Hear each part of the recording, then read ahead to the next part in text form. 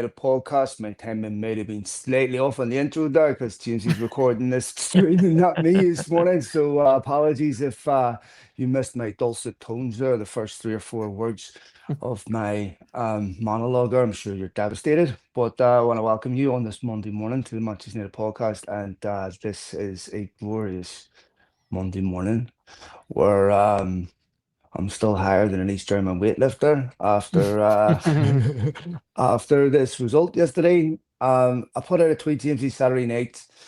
I said, I don't care how it comes. I don't care if it's a last minute winner, a dodgy decision, or a shit house. I just want to have at the end of the game more goals in the opposition. And Yes. United won. And of course, the typical Manchester United tradition, they don't make it easy. No, for sure, for sure. Though I will say, certainly, I do think as well it was a deserved win. We'll break it down and all that, but I think United earned the victory. But it was good to see. I mean, a win against Chelsea at Hmm. home. I was worried. It's been, I think, 13 years since Chelsea have beat United at home. During even this entire It's horrid period insane, of that, isn't time, it? they've managed to keep up winning or not losing against Chelsea at home, and somehow we've managed again. And I think when you have that win, everything we're always doing and discussing is always almost framed by recency bias. It's just natural Hmm. to do that in anything in life. But at the same time, when you only have in something like a Premier League season, when you're only at 5 data points, one is very significant. Each data point becomes really Absolutely. significant, overly significant, but effectively hard to do anything but make it overly significant when there's only 5 games have happened. And for me, I feel I'm very happy they won. I mean, obviously very happy they won because I want them to win every game, but Sure. certainly it gives you a little bit of a different outlook on where things are going to and where they can go, I guess, as well. I'm recording this on my phone. Normally I'm doing this at home at my own office, so Yeah. I don't have Jamie with me that I can just shout and have to Google shit that nah for stats and facts, right? So you're gonna have to do this, so I might be a wee That's bit off okay. today, but but you're right, one win changes the entire complexion. And I was having an argument with you last week, and disagreements, I would say, about Sure. Ten Hag and where United were when he gets sacked, and Mhm. he gets sacked in October, wasn't it? So, Yeah, yep. Yeah, like the next was break essentially just afterwards yeah, that. Yeah. we aren't a million miles away from October, Yep. and I was thinking in my head, Ten Hag was only 4 points off top four, but Mhm. wait, how many points is Ruben Amorim off top four right now? Less than that. It's Yeah, 2, I think, so it's like so I'm like, wait a minute, you know what I mean? Like how you can manipulate stats. And let me Mhm. say this, I've been a major critic of Amorim, but let me just say this, James, I can't emphasize this enough. I would love to never talk about the manager's job for Yeah, another it 10, would be 15, nice. 20 years, right? Yes. I would love to be in a position where that's not a discussion and Ruben Mm, Amorim is super successful. And, yep, I don't care who's right. I just care what's right. yep. And I was delighted for him. United, let's say, there's a lot of silly, stupid narratives in the paper, in the media about Yeah. with 10 men and all this nonsense. Well, first of Mhm. all, that's not Manchester United's fault that their goalkeeper got sent off, Yeah, right? What do you want them to do? Does anyone count the times when United lose when they're yeah, playing with 10 men? yeah. Um, Or all the keeper and mistakes we've had every yeah, single week that have, been as consequential. But well, but even then, it's like but it Burnham was wasn't only an like for 25, unforced and 30 minutes. It was only I like for know, 30 I minutes know. anyway. And it And wasn't unforced. This wasn't like we'll get to the Casemiro and his red in a minute. This wasn't an unforced red card. It's a goal or yeah, it's a red card at that point in time, and he chose the red card. Like, they created that situation that yes, resulted in that. yes, 100%. It wasn't some, egregious error by VAR that, United Yeah, benefited. This was a Stonewall red card for a very, yeah. very good reason. And, the thing is, United had also started really well in that game. Mhm. And Again, yeah. yeah, and so that's what caused the issue in the first place, which gave them the advantage. Yeah. Casemiro getting sent off. What Casemiro? I agree completely with Ruben Amorim. By the way, you're talking about a five-time Champions League winner. Every single one of us were looking at that. I don't know if it did the same for you, but it reminded me of Fred v PSG when I was screaming at Yeah, Solskjaer to take him off, take him off, take him off. And then he gets sent off predictably and, of course, changed the game. But with Casemiro, we were all thinking it, take him off, take him off, take him off. But then at the same time, you're looking at that from Amorim's perspective. He's got enough experience to know what to do and what not to do. yes, And knowing that the referee is looking for a reason to send you correct. off after he sends Sanchez off, right? He's Yep, already and you're sent the on a Chelsea yellow. goalkeeper It's off. like, Yeah, he's looking for a reason. Is yeah, that a second yellow? No, right? probably It's not. not a second. It's just it's a nothing area of the pitch, right? It's wet day. He pulls someone over. You know, you look at some of the things that got yellow cards, like who was it went over the ball, straight studs into the ankle? Or was it Enzo Fernandez? Um, Yeah, I, yeah. I, my memory fails me here, which is not the first time, but there was numerous I think incidents you're right. Yeah, in that game yesterday where yellow cards were given for for incidents that were much worse than what Casemiro did. To me, I that's not a agree second yellow with you card, on that. Yeah, correct. I do agree with that. Yep, and that's where the game changed. yep, I mean, up to that, James, up to that point, that was the most enjoyable game I've watched United play in a long, long time. Where I was like, for sure. what is this? I would like Hmm. to see three, four. Amorim gets criticized for the substitutions that he makes, but Amorim's job yesterday was to win that fucking game. Correct, Just win correct. that game. Once I'm it went sorry. down to That's it. 10 and yeah. And look, I mean, the part of that facet of it, like saying touching on Casemiro, it is kind of that thing where you're like, oh, he's on a yellow, take him off. But at the same time, like you say, you're looking at somebody, what, Hmm. five-time Champions League winning. You just got to know better. Like you said, it was an inconsequential part of the pitch, and that's where you make the argument both ways. Like, why give the ref something to think about? You Hmm. don't even touch the guy. Just let him run. There's no danger. Let it go. It was silly. But in terms of winning the game, you're up 2 goals to 0. Yeah. You're at home. Yeah. You're facing 10 men. It's easier to Hmm. set up a deep block against 10 men because Yeah. when you have 10 men, you can usually defend with just as many players, but you don't attack with as many players. Hmm. So it's easy to defend when you have 10 and you're facing a 10-man team than to keep trying to attack because there's going to be different dynamics. And the job was to win.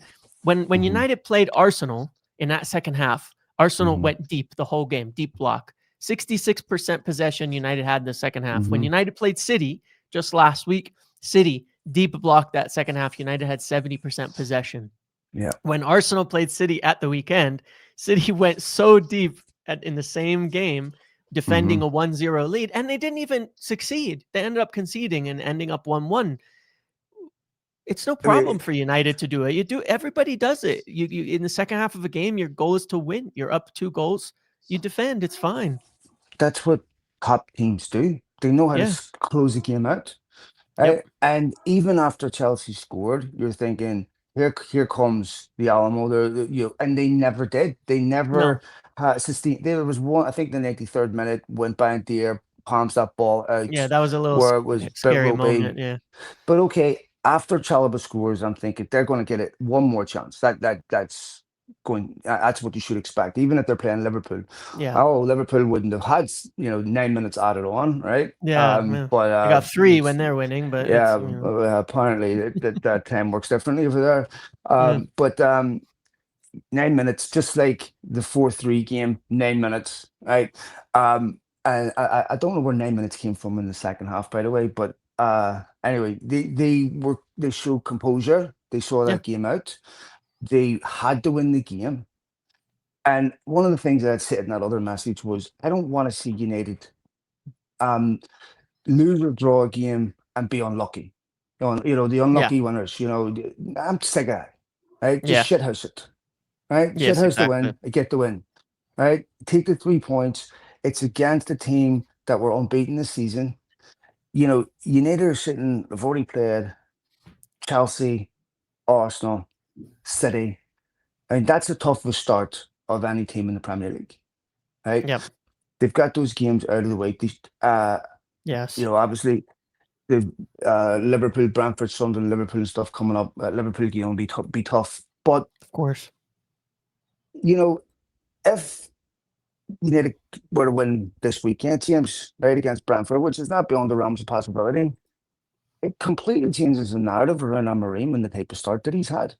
Because you could easily turn around and say this is a positive start if they pick up 3 points next season or next week.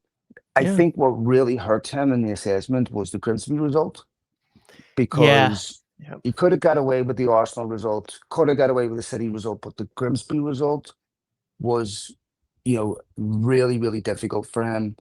And it completely, I think that done more to destroy morale and confidence than any of the other results. But hey, back-to-back wins at home, and I I'm feeling a certain way today that I haven't felt in quite a while watching it.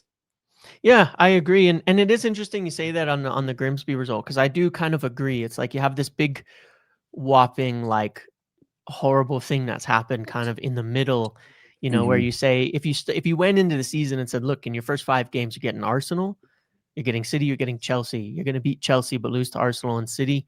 Most people would say, yeah, that's about what we'd expect, even at best. Yeah, To get one win out of those 3, you probably wouldn't expect more than that. But you have this kind of albatross of that Grimsby game, and ironically, just in my opinion, others can disagree on this. The Grimsby game and result is the least reflective of a manager when you're playing in a I game would like agree with that. that. Yes, That 100%. is the Yes, least yes, reflective, but it I agree has with you on it that. gives you this feeling that everything's bad, because it's Hmm. really hard to blame a manager when a team loses to a 4th-tier I team. I completely just agree don't with you think on you that. can. It's like players the players should be Yes, able to that's turn fair. up managerless, you know what I mean, and win the game 100%. like that. So, 100%. but it's fair, and I think that it's like you say, the next game. I think the next game then has the ability to really change that dynamic. If United win, because they're the early kickoff on Saturday, which will be very early, 4:30 a.m. for you, 5:30 a.m. for me. It's one of those games where, for me, when I wake up that early, separate to all the circumstances, if they play like shit, it makes me feel so negative. It Oh makes me man, feel so bad. you see at 4:30 threshold, mate, right? It's like purgatory, because it's like Yeah. if I'm out the night before, do I plow through and stay up and watch a match, or do I go to bed, right? And unfortunately, I often make the wrong decision there, and Yeah. be a consummate professional, no days off, and try to stay up. And then when United are losing this game, You're right? like, I'm my I'm not fucking in the oh. best position to be passing Yep. judgment on anything, especially even Yep. myself at that point. But Yep. yeah, But no, also, no, given it's the early kickoff, if United win, they put themselves even on points for second. Obviously, that's before the rest of the games, but the context of that is like, wow, like well, that's not but bad. just and one other quick positive of having a match at 4:30. The match this weekend was 9:30. Yeah. Well, my son's match was being played at the same time, Yeah. and his my son's team. I am not joking. Serendipitously, they conceded a goal right when Bruno Fernandes scores. So I'm the dickhead parent on the sideline going, yes, yes, yes, yes, yes. Oop, I mean, sorry, guys. shit, I'm watching it. My kid's looking over at me like, The fuck? oh. So yes, I'm with you. I'm already I already told my kids, when like your superpower is drug and alcohol tolerance through the roof, right? Don't be looking, I'm gonna let you down, have low expectations of me as a parent, right? Because you're not splitting the atom anytime soon or anything like that. So just keep expectations low and I'll meet them.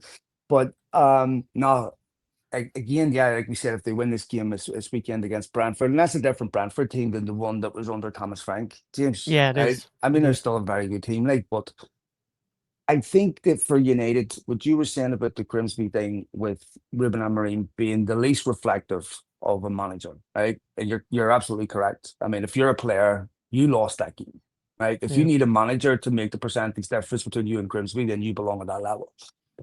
Um, but I almost feel that Brentford is going to be more reflective and of where United are at than Yep. a loss against City. because these are the Yeah. games United couldn't win and haven't been able to win for a long. If United are good enough to go and control a game at Brentford and win, I would see that as far more. That is far more inferential to me, the where United are at, than going and beating City like we did last season away. Yeah, I agree, because we had this thing last season. We can win Hmm. the big games. You can step up. It's more open. It's more all of that. But you look at the games, there's 84 points to be collected against non-top 6 teams every year. 84 points. That's almost enough to win a title some years, just by beating the small teams if you win every single game. And by small, I just mean outside the top 6, right? If you consider yourself as one of those top 6 teams. Those Hmm. are where most of the title winners pick up their points. I mean, back in the day, Hmm. if you look at a lot of the league wins under Sir Alex and all of these times, the big game record is not nearly as good as the small game record. They won so many points off of the small games, making sure they win all of them. Regardless, these are the games that define, I think, the season and define the direction. Because if you go into Hmm. Brentford after this and say, all right, we're on 10 points, you know, Yeah. that's good. That's really good Yeah. after 6 games. That's Hmm. that's European pace in terms of points. So you're doing the expected while you've had a difficult start with playing 3 very good teams already. You've got back-to-back wins, you've got progress, you've got the direction. You're beating the teams you're supposed to. Burnley, Brentford, the Fulham draw was a little tough, but you can get by that if you win this one. And I think it does provide a different kind of outlook. Last year, United went into this upcoming international break with 8 points, and that put Ten Hag's job under a lot of pressure. They're on 7 today, and they have Brentford and Sunderland. They have to, if they finish well above, if they go into this break with 8 points again, somehow a draw and a loss in those 2 games, it's going to add just as much pressure. It's going to add just Oh, as it'll be much, excruciating. if not more. It's going to be really hard to work through. But if you go into it with 11, 13, somewhere in that range, you have to say there's progress, right? Because that's the kind of the measuring stick we're looking for. Is not title winning, but progress. Are we getting better? And I think you'd say we would be. Hmm. You could feel more comfortable saying we are progressing if we can go out and win in the next week against Brentford, and probably as well we need to get some kind of result at Sunderland. I mean, they're a promoted side. We should be beating them as well. Should be beating them. And these are, to me, if United can win these types of games, then you're right. We're talking about European form, but Yep. at the same time, if they lose these types of games, James, then it's completely deflates You're still morale. questioning. Yeah. Yeah. Yeah. Um, another one of the big talking points from the weekend, of course, was Kabi Mainoo and the fact Hmm. that Kabi didn't come in until last 5 minutes, and obviously Yep. the 9 minutes of injury time. Mama Lagarty, of course, came in and after Casemiro sending At off, which would halftime. Yeah. which would suggest that if Casemiro gets a we'll get 1 game suspension, 2 yellows. Yeah. That position will go to Agarte. Right. Um, this is quite worrying, James, because Kabi Mainoo, I thought, was probably United's best player when he came on against City. Um, Hmm. and it seems to me that the issue for Kabi Mainoo is he has to be better than Bruno Fernandes to get in this team. Seems like it. And to me, I don't want to lose an exceptional young player because he's not better than Bruno Fernandes. Like, this is a worrying situation because it seems to me that he's last choice midfielder. Yeah, it is odd. It's sort of a unique circumstance. I'm not sure we've seen it before at United. Well, I wouldn't say not seen it before. I would say not seen it anytime recently, in essence, because we've rarely ever had a player of the quality and longevity of Bruno Fernandes since Sir Alex Mhm. retired. In this 13, 15-year period, you come into United's team, you perform well. You're not ousting someone of Bruno's quality more often than not. You're ousting somebody who's on the decline, who's leaving, who's old, who's not doing so well, or who is a failure in essence. I mean, I don't have the answer to this because, like, let's say Kobe Mainu was a striker and ahead of him was a Bruno level striker. What would be Mm. the answer here? Well, You know what I let mean? me. It's like I think because of the midfield, people assume you play multiple positions because it's more flexible, and so there should be a way to get in. But if it was a striker, how would we deal with it? or like a fullback, more specialized position. How would we deal with that? Well, I think it depends. If you've got a young striker who, had this meteoric breakthrough and who's already played, who scored in cup finals, already played for his country at the Euros, Yep. and then you're putting him on the bench and I think you lose that player. I think that's what will Yeah, I happen. hear that. Yeah, I hear that. But with Kabi, what makes me question is he wanted a loan move, which makes me wonder, does he know that this is Bruno Fernandes's last season at United? That's the question. Yeah, Rather than that's a good wanting to leave, question. he obviously with the World Cup coming up, he wants to Yep. play, but didn't want to leave. Um, if United are struggling by January, it's very plausible that Bruno Fernandes will leave in January. Yeah, Um, sure.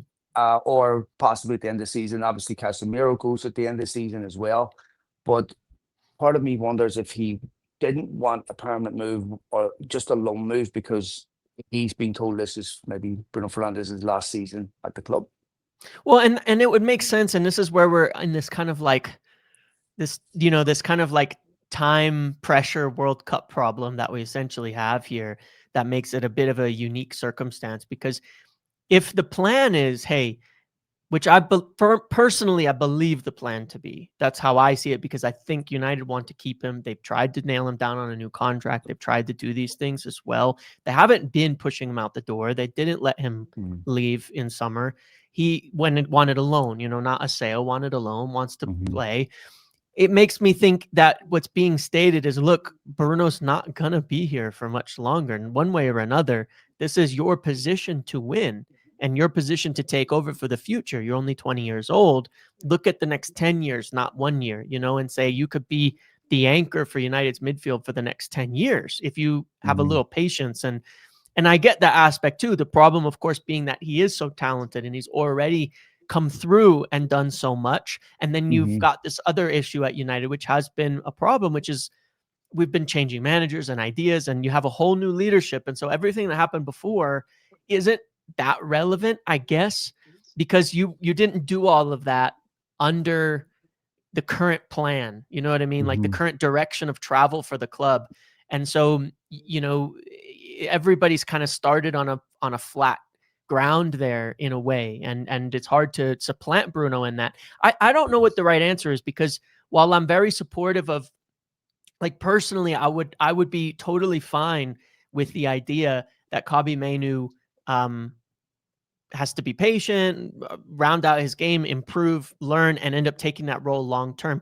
That's all fine to me, but at the same time, it doesn't seem like it's fine to him. And I don't want to lose him either. So I don't actually I don't know the answer to this myself. I think that he has an example of why he should be cautious with Alejandro Garnacho. Yeah. Yeah. Because when I look at Garnacho, James, you saw on Chelsea's bench, and I'm going, okay, all the things that got you kicked out of United will not be acceptable at Chelsea. Okay, you're Yeah. not going to be allowed, to walk around behaving like you're bigger than the club. Your brother's not going to be allowed to allegedly be leaking stuff on the internet. Your brother's not going to be allowed to be liking posts and saying no. So all the things that United were asking you to do, you're going to have to do for Chelsea to play there. And you're no longer the academy product at Chelsea. You're Correct. just another 40 million You're pound just a player on their signing. bench that Yeah. they have no attachment to. That so now you have at United, you would get a lot of forgiveness because you're an academy graduate. You're still in that fledgling part of your career. But once you go to another club for that type of money, you get none of that grace. Yeah. And if there wasn't a part of Garnacho yesterday saying to himself, I should have stayed, then I would be amazed. Because, when we talk about Carlos Baleba, right, about whether that's impacted him, Chelsea being interested in Garnacho last season done exactly the same thing to him that's happening to Baleba. It got inside his head. And after he didn't get that move in January, he was never the same. Yeah. So he now is in a position, James, where I can't remember the kid's last good game. and he's going to have to perform at a level much higher than what he was at with United. And I'm just looking at him going, this shouldn't have happened like this. This should have got fixed. Well, and it is that danger, you know. It's like it's. I mean, it's the basic thing. The grass is not always greener on the Mhm. other side. It just isn't necessarily, you know. And it's like, you know, if his complaint personally was, well, I didn't get enough minutes. Well, now you're getting none. You know, you're getting Mhm. none. That's not better. And you're at you know, and it's not always that simple because, like, you know, Chelsea, they're not singing your name from the stands like they were at United. That's never going to happen.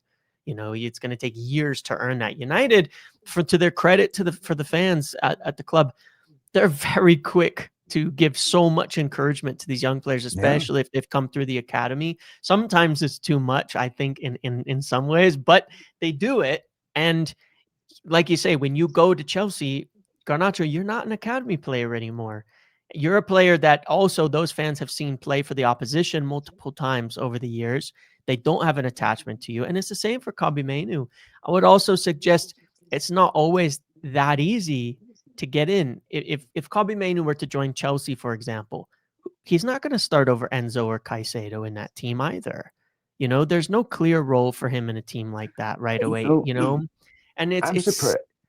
I'm surprised you didn't kick him out. He's sitting in Jadon Sancho's seat. That's his season ticket. The way they were jacking him. Did you buy his ticket? Did you buy a ticket off Jadon Sancho?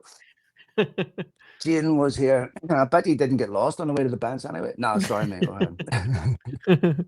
No, but it's just saying it's not that easy. You know, I think Kobe Mainu would have had to drop down to a Mm. lower level, to not lower level like league, but a team in more, you know, you're thinking more mid-table, historically mid-table teams, to have this guaranteed starting spot, because it's, you know, when you look at all the big clubs, City, there's Rodri and Reindeers, Yeah, they and already you have know, players in there. Liverpool have them, Arsenal have their midfield set, Chelsea have their midfield set.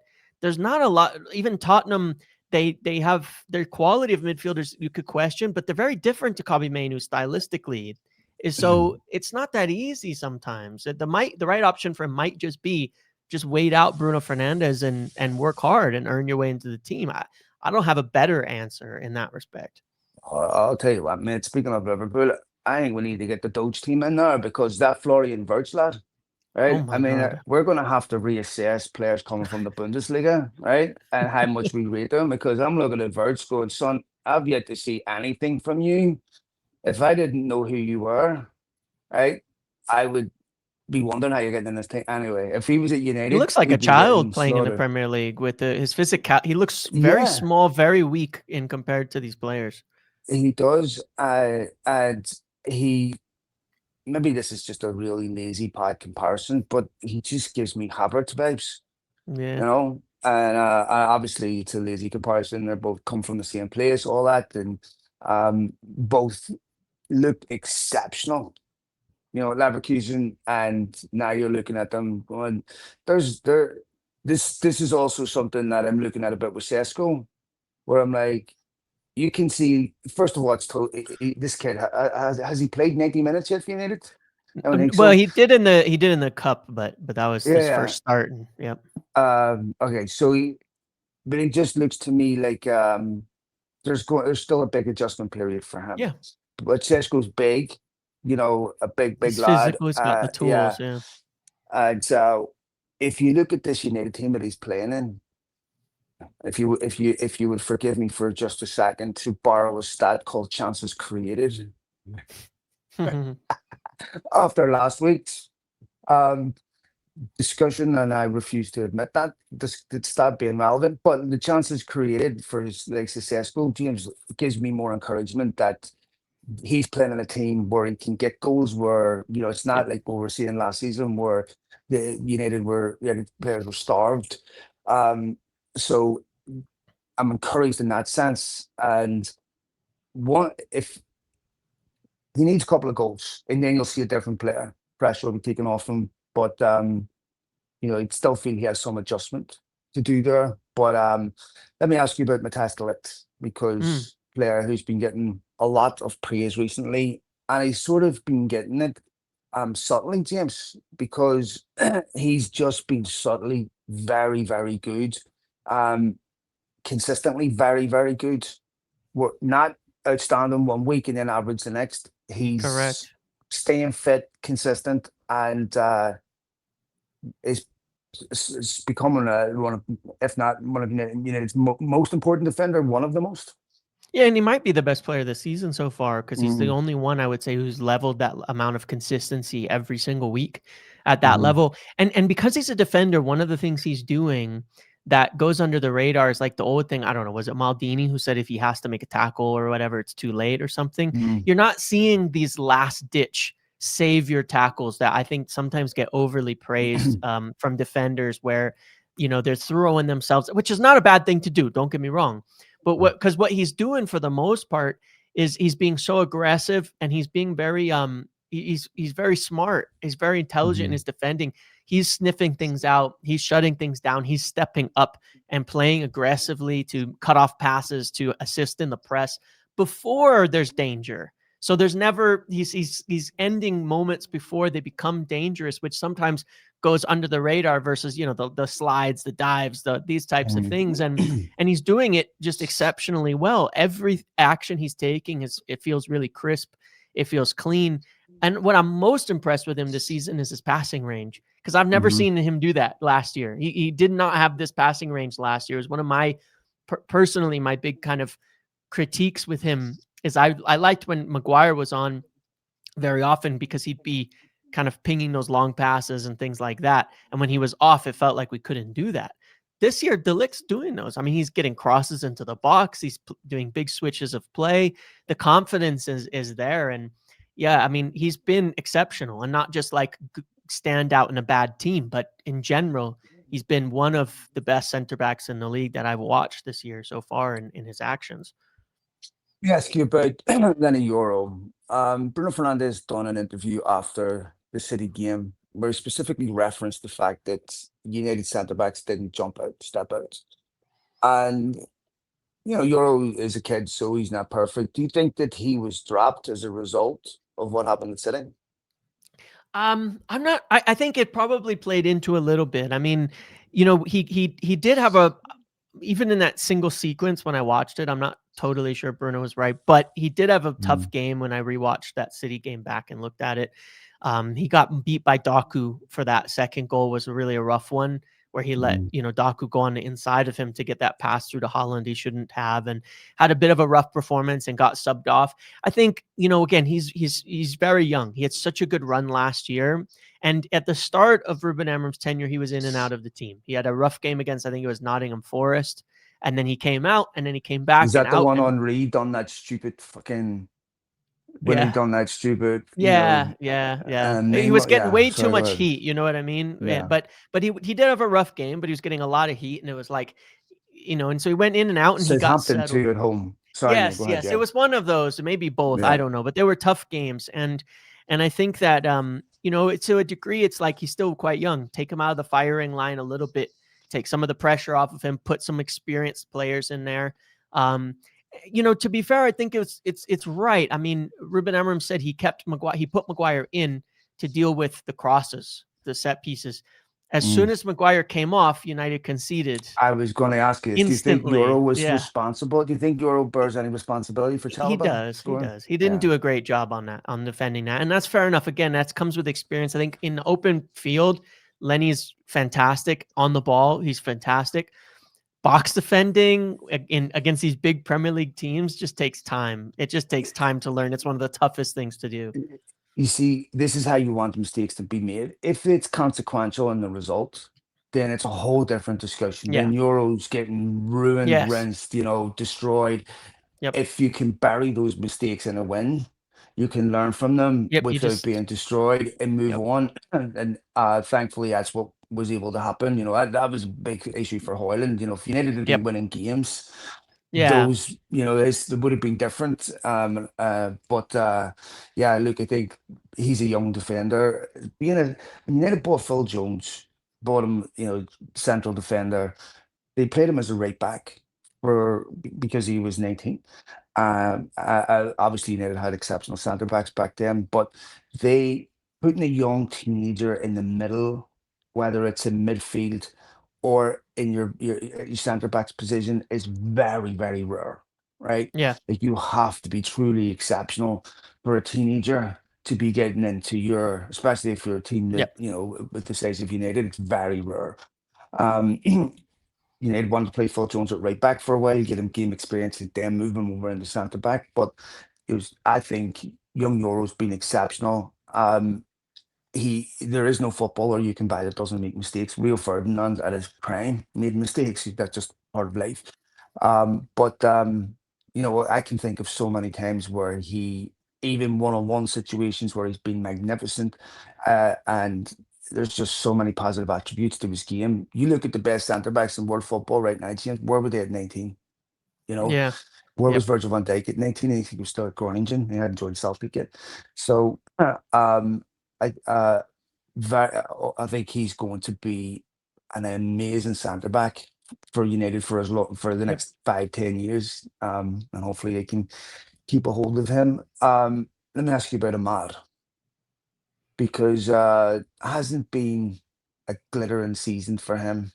And there was a couple of times where he's getting the ball in the final third.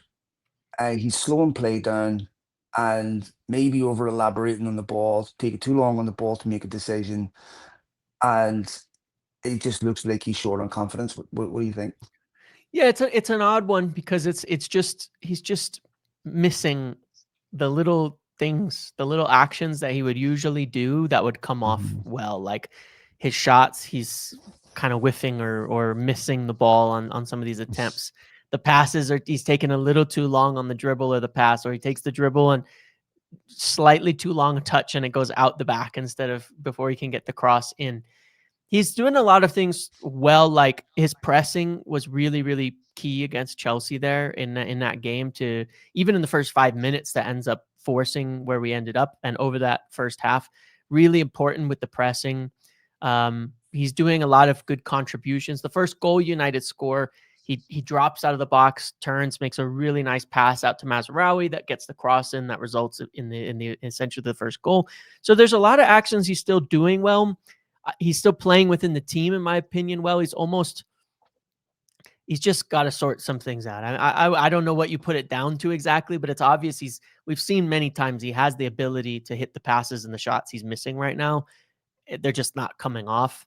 I think he's the player given what we know, that you just kind of have to keep playing him into form. I mean, we've seen Mbeumo, who I think is extremely I was going to talented, go there next year. have ups and downs so far this season in his execution, where he's had really strong games and games where it's just not Mm. coming off. But he's very good. You can see it when it comes off. So I think for them, maybe it's just playing through it and continuing to form the relationships that the maybe over Ahmad's, I think, an intelligent player. So now he's playing with Sheshko up front versus Hoyland, and there's differences in movements, differences in positions, and Mbeumo too. To be fair, on that right side plays really different to whatever we had last season, which was a Mhm. mixture of 18 different people. Who knows who was playing there week in and out. Mhm. That extra second of thinking can screw everything up at high level, and make it and just throw your whole game off. So some of it, I think, is just forming those telepathic bonds you got to make from just spending time playing together. Been really encouraged with Mbeumo. I always feel like Yeah. something's going to happen when he gets the ball. Yeah. Right? I feel a threat that we haven't had before. Yeah. His direct running, which resulted in a penalty.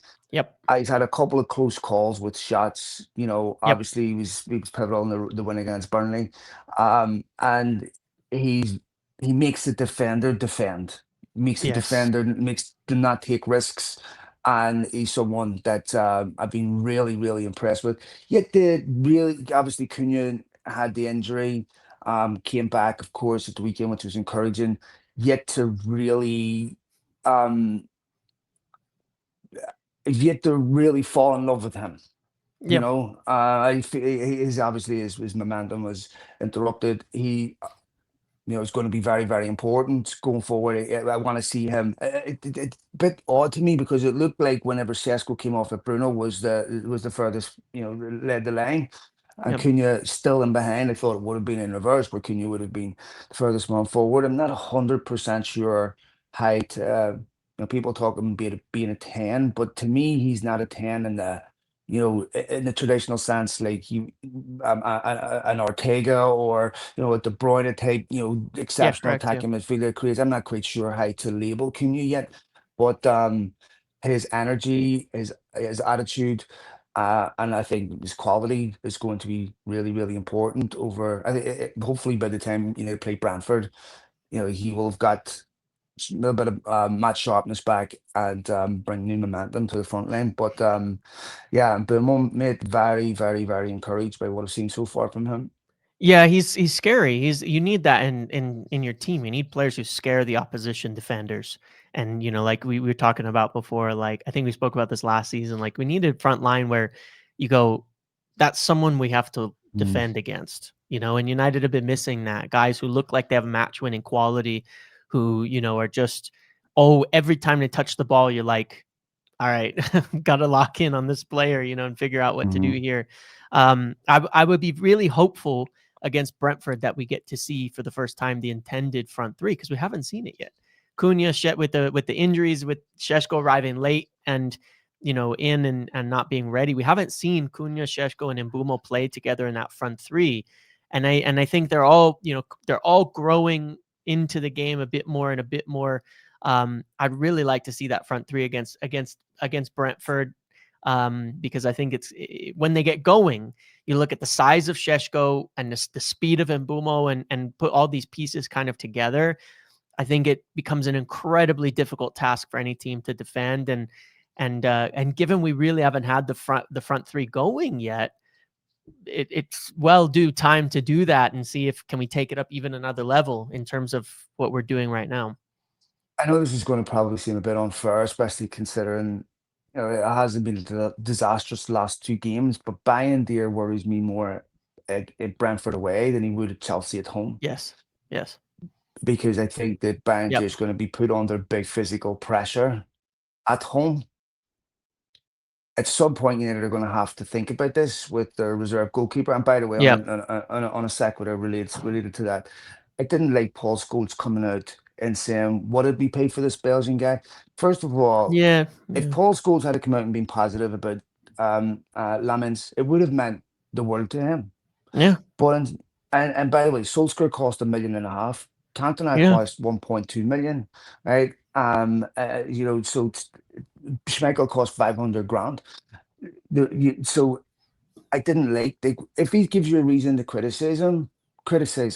But this is a young goalkeeper coming in who could really use one thing about Liverpool ex players and stuff, that they don't do this to I know. I know. get behind their players, and very, very difficult to extract criticism of them. Now, admittedly, they're playing exceptionally well, so it's easy to praise them right now. But to me, if this young goalkeeper coming in, and what had Donnarumma cost City? 25, wasn't it?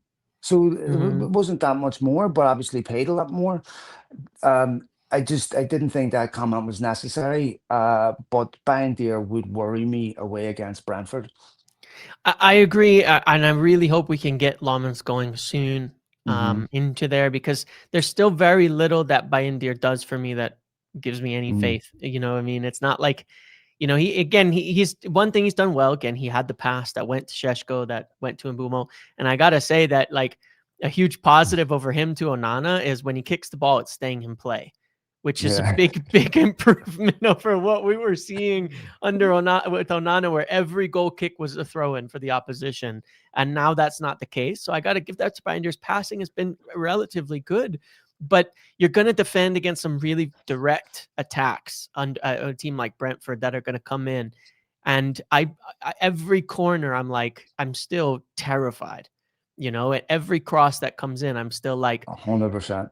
because I could look at the one that they did score and think, I can see many keepers come out and claim that. I can put it on Lenny, Jeez. but when is a keeper going to come out and do that? You know what I mean? Look, he had a warning with Fofana, Yeah. the one that was disallowed.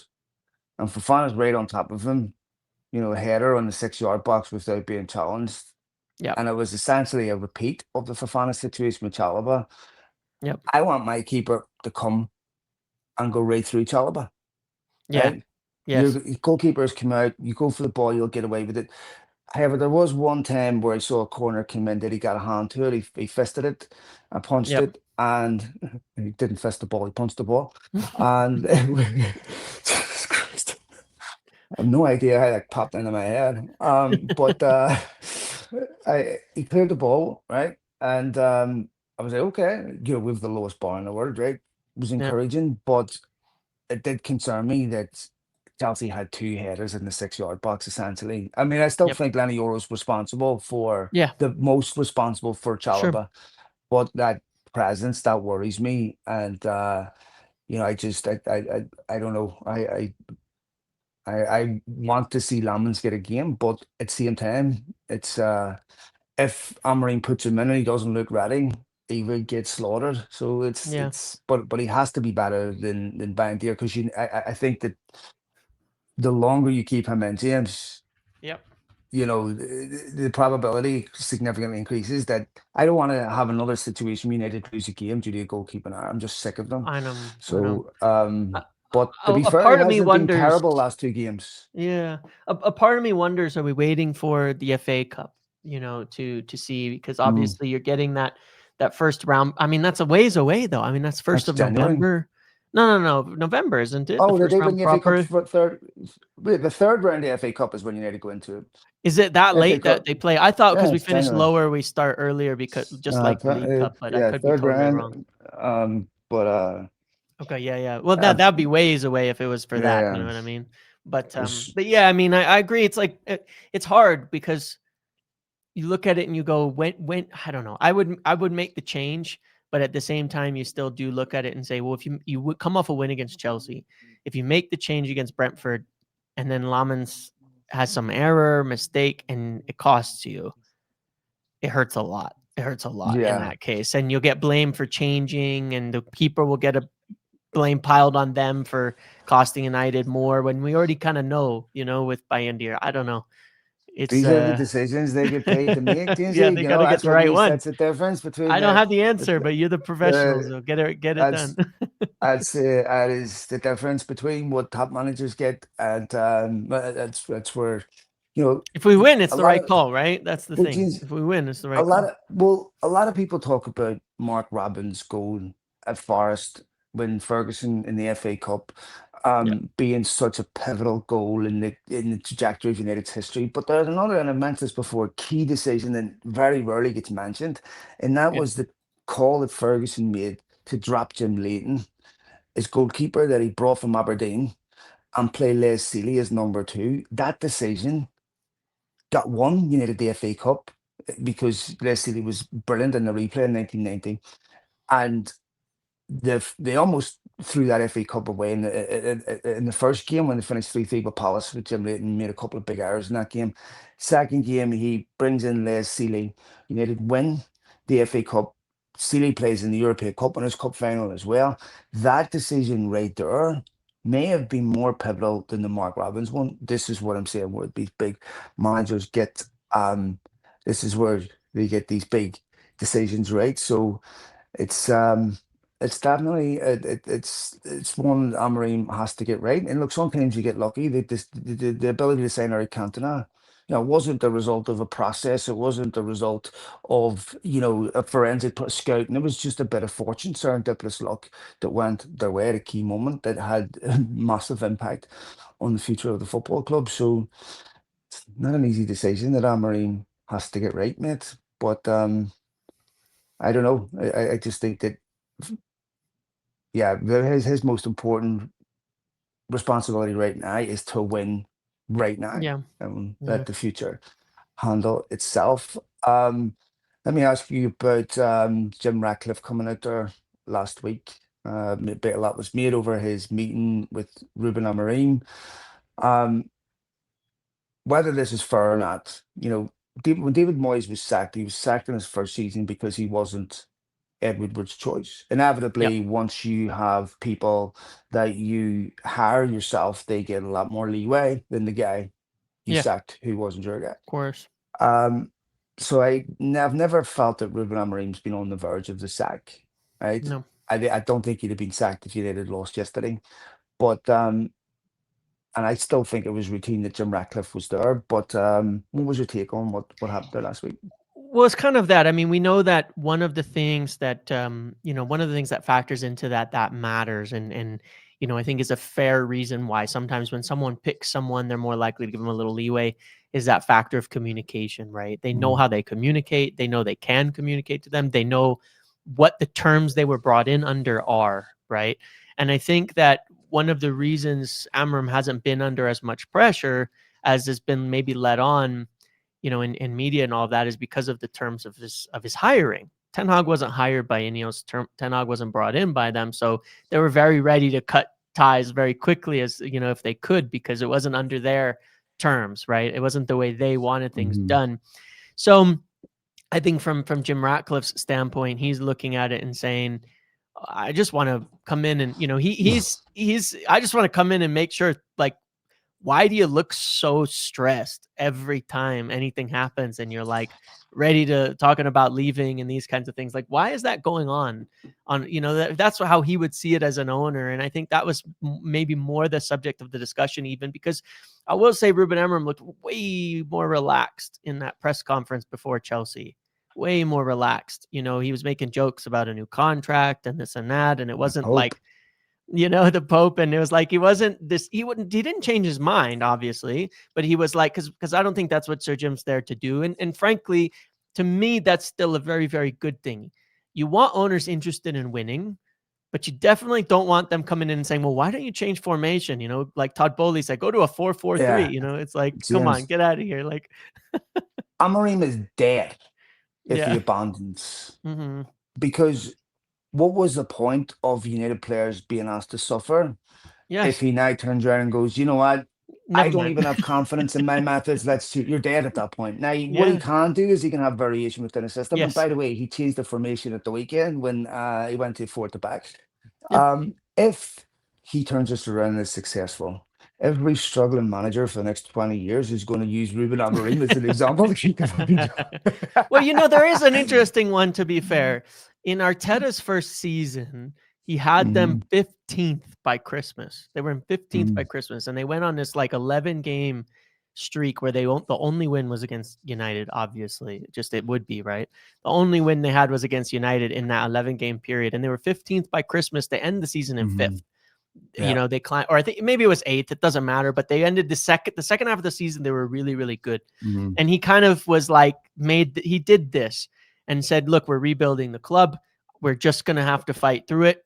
It's funny. They played Chelsea to end this really long streak of suffering, one. And from there, it all clicked and took off. Maybe the mhm, same will happen to United.